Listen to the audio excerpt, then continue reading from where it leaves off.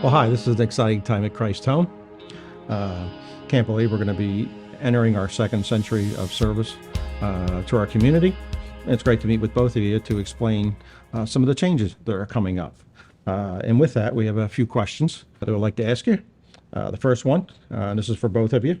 How long have you been at Christ Home and what roles have you held? Start with John.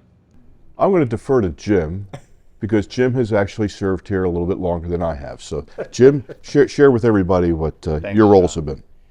Yes, I've worked at Christ Home for 20 years. I'm starting my 20th year of service. So I started in 2003 as the administrator of children's services, and then in 2013 I was asked to serve as the chief operating officer. So I've been here for 20 years. Nice. And I've been here for 13 years. I originally came to serve as the executive director of the retirement community, and then 10 years ago in 2013, I was asked to become the CEO here at Christ Home as Rich Smythe, our former CEO, retired. And he still continues to serve with us, by the way, which we're grateful for, to have him serving with us in our chaplaincy ministry. Amen. John, this is a question for you. If you can, please explain Christ Home's plan for the leadership succession that we're in the middle of. Yeah, thanks, George. It's been a very interesting process for us. I first began to think about this in terms of my own life about 5 years ago. And so, well, pretty soon, somewhere down the road here, I'm going to retire. What does that mean for me? What does that mean for Christ's Home? And then I began to look a little bit more broadly at our management team and began to realize that I was not the only one in this potential corridor, if you will, of retiring somewhere in the next decade or so. Sure. And so we sat down with the board of trustees 4 years ago in developing our next 5-year strategic plan, and the board agreed we need to put that in the plan as a fundamental part of what we're doing, not just for myself, but for this entire group of people, of these folks that have served in leadership, and many of them, like Jim, 20, 25, 30 plus years of service here at Christ's Home. And you realize that that's a tremendous amount of expertise and experience that's about to transfer out. What do we do to make sure that we have continuity and stability and continue the forward momentum that we've had here at Christ's Home really over the last 25 years? So we build into the strategic plan a succession planning module. And that was very, very specific and very, very intentional. And we opened up conversations with all these folks to say things such as, you're going to be retiring someday. Let's talk about that openly. Let's start to project when that might be.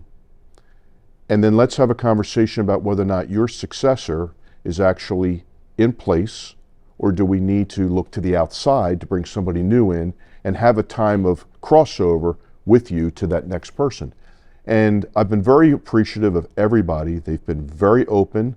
You can imagine that can be kind of a nerve-wracking conversation. That can be even maybe feel a little threatening, or somebody's forcing me to leave. We made it very clear we weren't forcing the issue at all, but we wanted to be very open and transparent about it. And so we put together a whole schedule, and there's a big spreadsheet, and it's been adjusted a little bit. Some folks have decided to stay a little bit longer. Some folks have started a little bit earlier. But so far over the last 2 years, there's been about 4 or 5 people that have already done this transition, and it's gone very, very well for us as an organization. And I'm very, very grateful for that. We all are, because it could have gone much differently, and we could have had all these stops and restarts. So we're really, really grateful for the way everybody has embraced it. So that rolls around then back to my role and Jim's role, and what we have done together is work on a new structure, in some ways expanding the structure that we've enjoyed for the last 10 years together. But our board of trustees worked it through very thoroughly during 2022 in all of their board meetings, and we've entered 2023 now in a communication plan of explaining what we're going to do. So here's what's going to happen. January 1, 2024, coming up in just a few weeks, I will be moving to a new position as Chief Governance Officer, and Jim will be promoted to the position of Chief Executive Officer. Some of the responsibilities that I've had will move over to Jim, and I'm going to let him share a little bit about that, especially one very important one. I'm going to be absorbing some other responsibilities, both in terms of board development, board education, legal risk management, fundraising. We're continuing to work with you, George, continuing to work with Brenda, our compliance officer, and the fundraising, and just continuing to expand the influence of Christ Home more broadly in our region. And I'll be working and focusing on those things for the next several years as Jim takes the lead as CEO for the next several years as well. The ultimate game plan is simply this, that when the day comes that I would retire, Jim would move to this new role. Someone internally in the organization hopefully is prepared to move into the CEO role. And we just keep, the phrase I keep using is train of succession. We want to try to create a train of succession so that the organization continues to move forward, continues to progress, continues to stay on an upward trajectory, so we don't come to a grinding halt, a pause, a stop, or worse. So that's what we're trying to achieve, and so far everybody's been really encouraging and supportive of these plans, and we're looking forward to the next chapter in our lives. John, thank you. These are exciting times for continuity and the continued expansion of Christ Home. These are great. I'm going to throw another question at you. What are you looking forward to in your new roles come January? I'll start with Jim. Yeah, thanks, George. There's a lot of exciting things that will be coming up. And I think the biggest thing, as John alluded to, is the next strategic plan. So John and I have already been working on that and talking and thinking about, what the next 5 years holds for Christ Home. And it's really important that we have continuity. So I think that's the most exciting thing about this transition plan is we don't have somebody new from the outside coming in and really changing direction and making a 90-degree turn of where Christ Home is going. Christ Home has been around for 120 years, and most family-run businesses, by the time they get to the third generation, people don't want to get involved anymore, and they go away and they close up. And so in this day and age, I think it's very unique to have a successful organization that's been actively operating for 120 years. So I'm excited really to be part of that. As John mentioned, I will take on some new responsibilities, so I'll continue with many of my old responsibilities of still supervising all the administrators that oversee the daily operations of Christ Home. But in addition to that, I'll be taking on supervising the HR department as well as our new chief financial officer. So I'll be getting more and more involved in the overall finances of Christ Home. So in the past 10 years, I've been involved in the daily operations of finances, but now I'll be looking at the much bigger picture and looking several quarters ahead rather than just looking at the current quarter that we're in.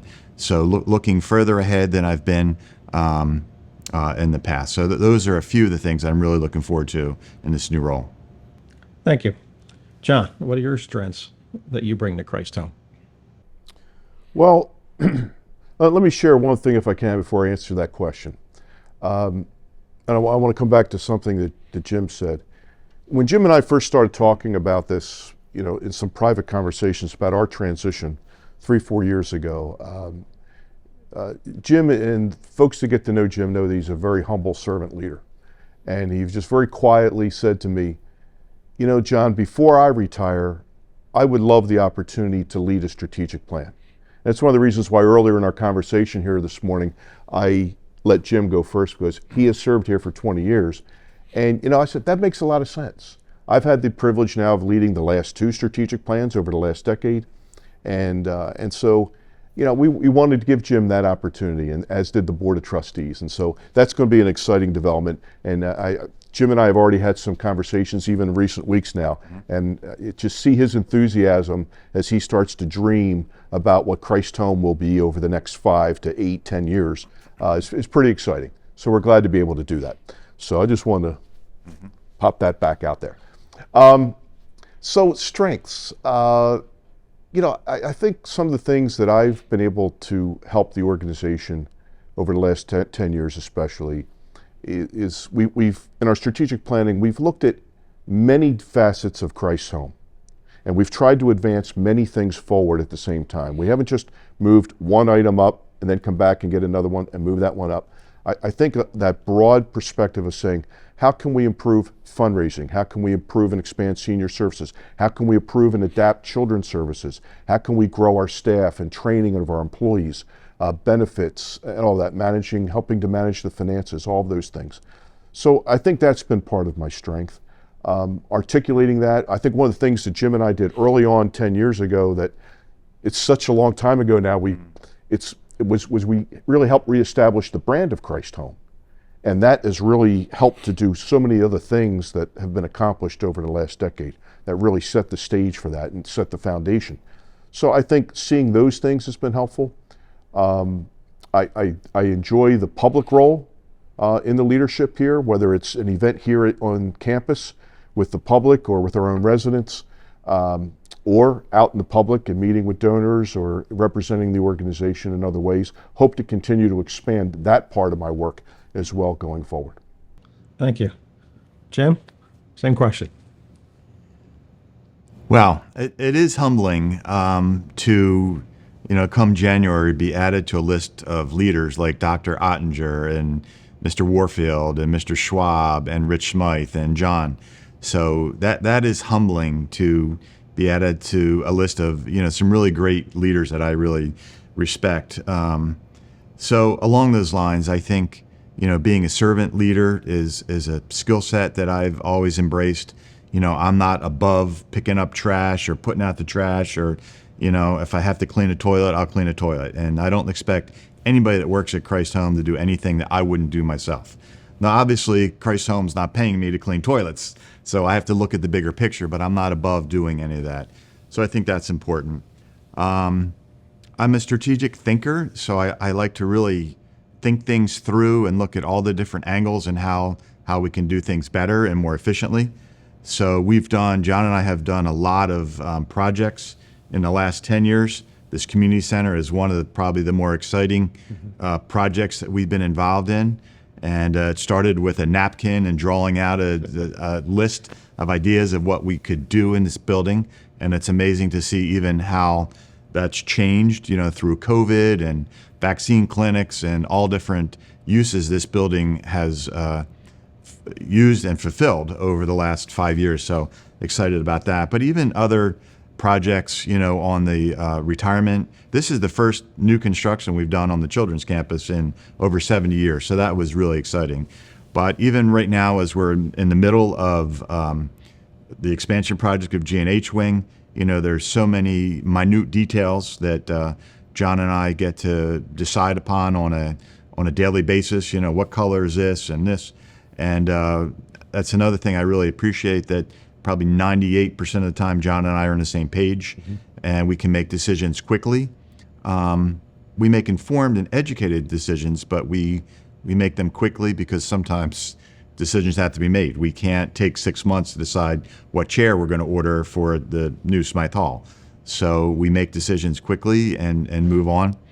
I enjoy working with people. I enjoy encouraging people and building up leaders. So we've brought some new people on in leadership roles that I enjoy seeing them grow, and continue to encourage them to learn and continue to go to school and take courses and things to grow their own leadership skills.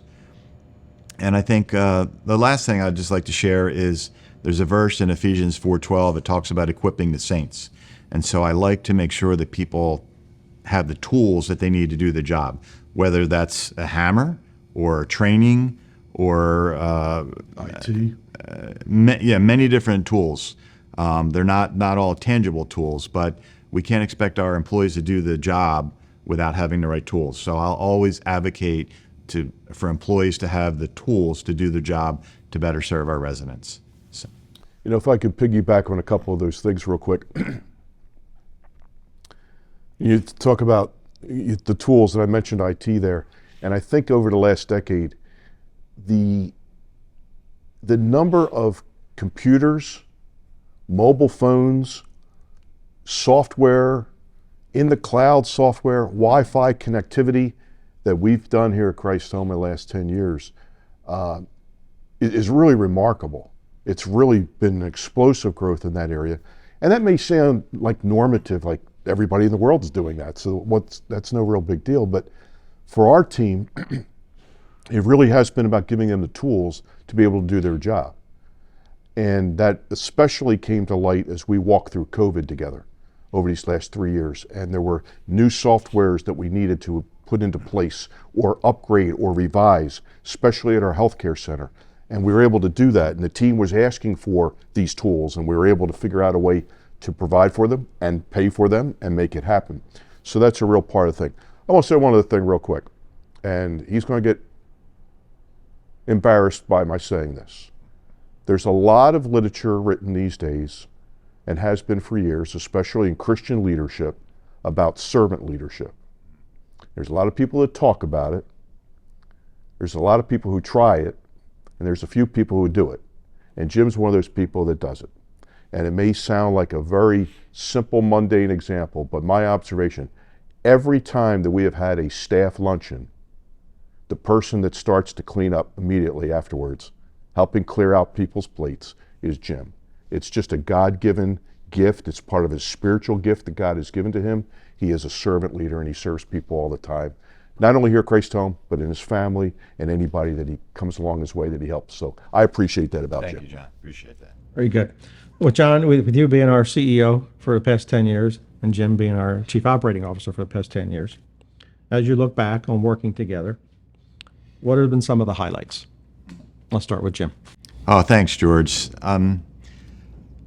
I think there's a lot of construction, a lot of buildings that we've worked on together, the community centers we mentioned, but the new maintenance shop, redoing the barn, tearing down the manor house and building some new cottages there, the maintenance shop, the woodworking shop in there. The Ark.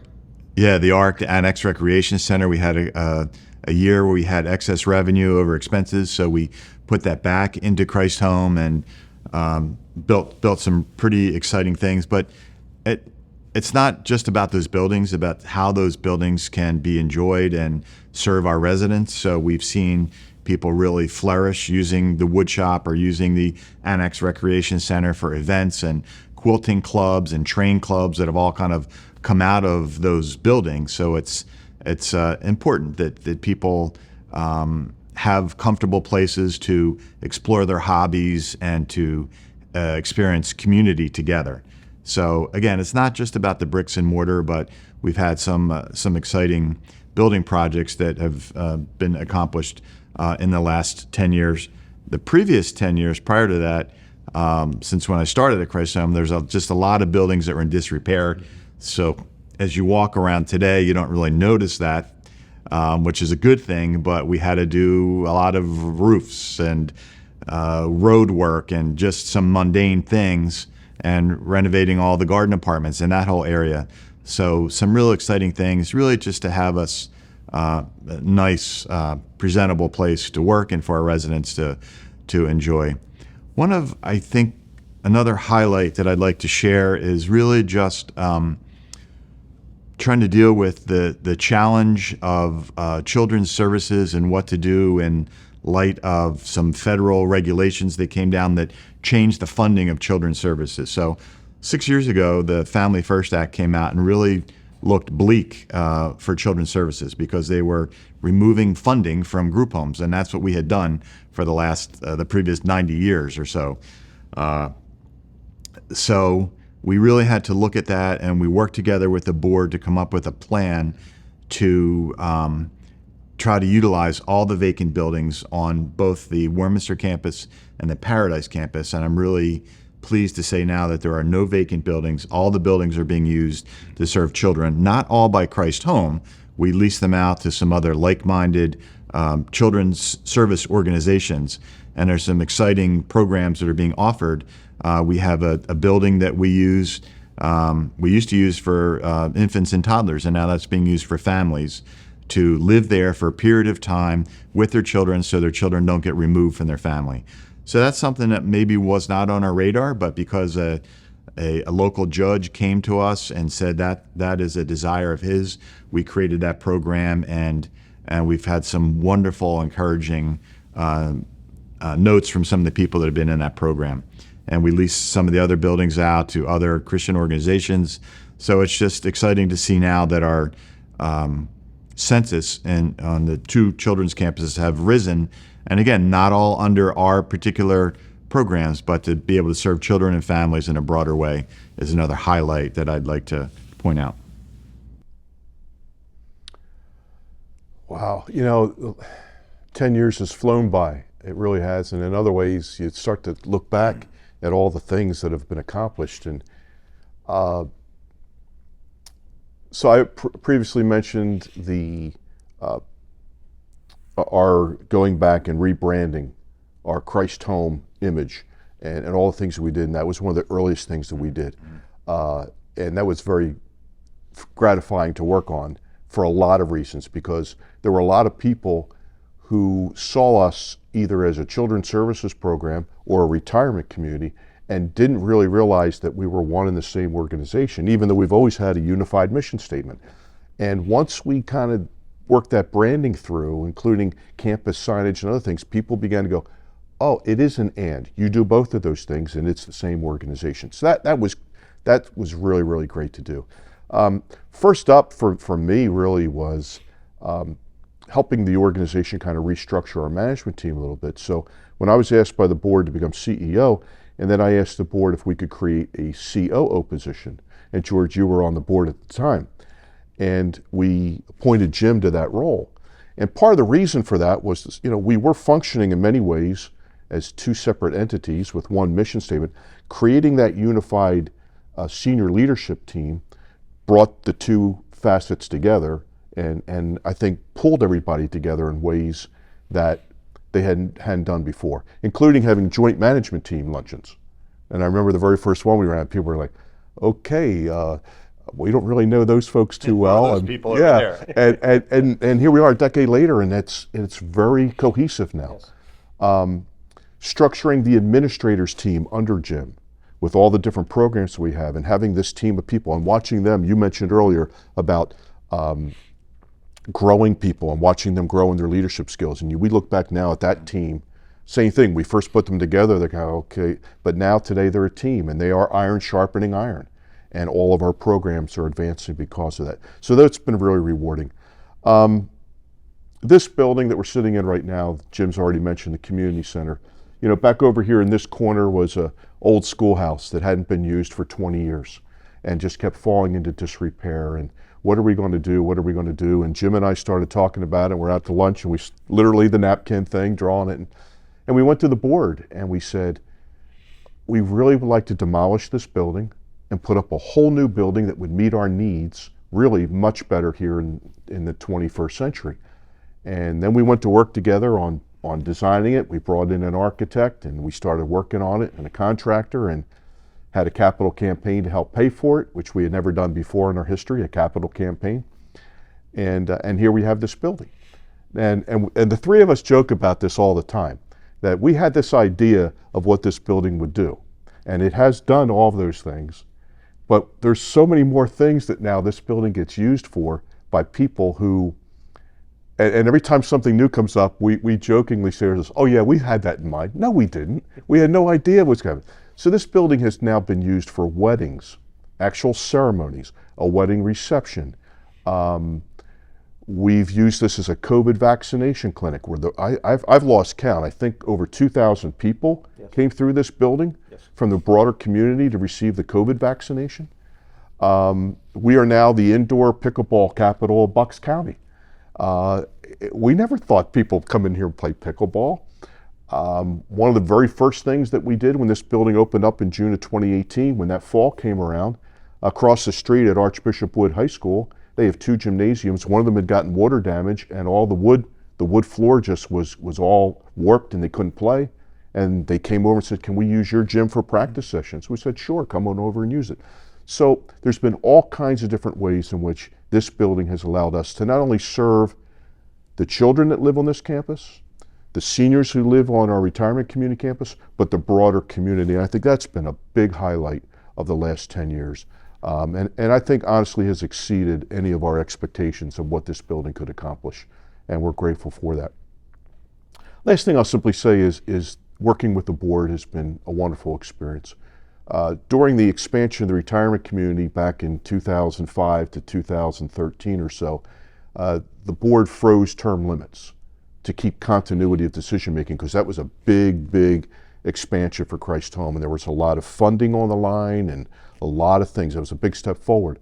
But then in 2013, we finished that construction and we returned back to recruiting new board members as we had to start term limits. And that's a challenge to find people who are willing to serve, and this is the right time in their life to be able to engage with us and serve.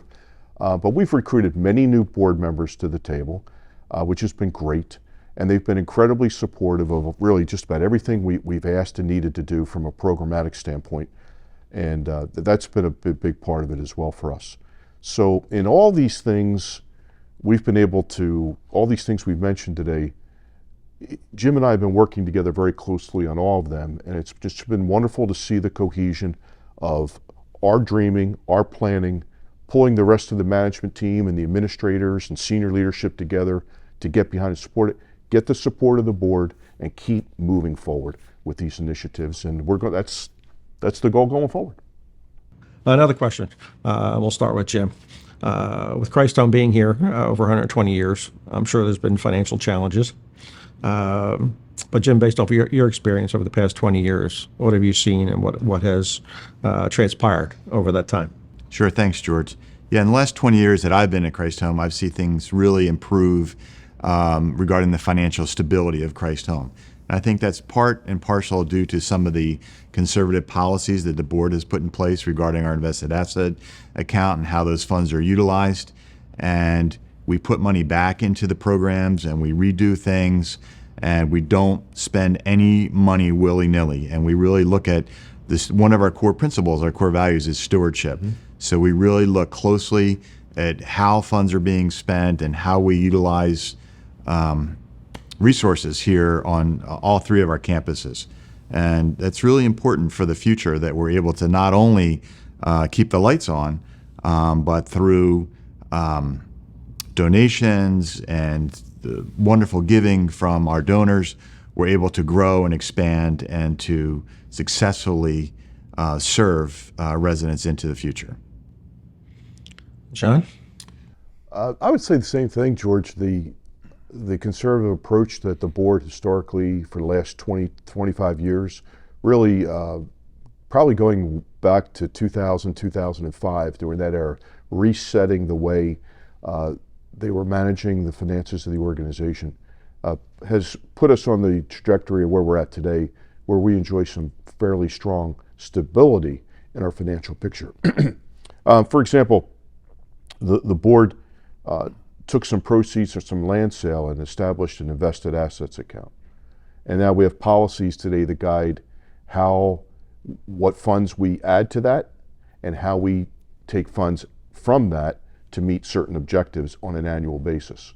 And so there was a time in Christ Home's past history, for example, where some of the repairs, routine maintenance, capital reinvestment that Jim was talking about earlier, in terms of even the buildings on this campus as I look out the window, they didn't get done unless some very special legacy gift came in the door from someone's estate.